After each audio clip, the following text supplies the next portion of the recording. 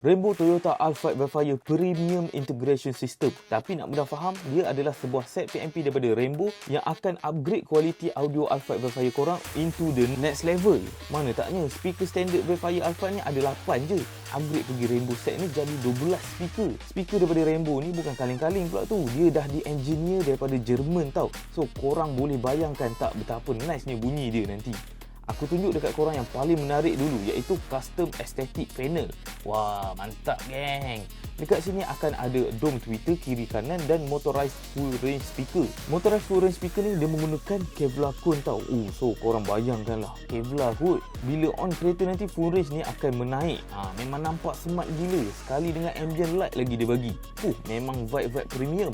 Kemudian korang akan dapat sebiji center speaker. Yang ni function dia untuk keluarkan detail bunyi tu.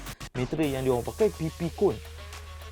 Okey, kita tengok pula dia punya woofer. Korang akan dapat sepasang woofer dan saiz dia agak menarik sikit sebab dia besar sikit daripada biasa. So bass yang keluar akan lagi deep dan powerful. Dia juga menggunakan PP cone tau. Untuk penumpang dekat belakang, korang jangan risau sebab korang akan dapat two-way component set untuk memastikan korang pun dapat merasa kualiti audio daripada Rainbow ni. Memang super premium. Jadi kat sini korang akan dapat mid woofer. Ni tengok aku pegang ni, memang boleh rasa aura premium dia. Lepas tu korang akan dapat aluminium dome tweeter. And last speaker yang korang akan dapat adalah subwoofer. Memang besar kalau korang tengok, besar kan? Dia memang dah dibuat khas dan muat-muat nak letak kat belakang bonet tu. Memang ngam-ngam je masuk.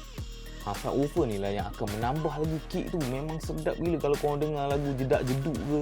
Untuk menambah lagi premium listening experience korang, dia bagi DSP amplifier yang akan elevatekan lagi audio clarity kereta korang.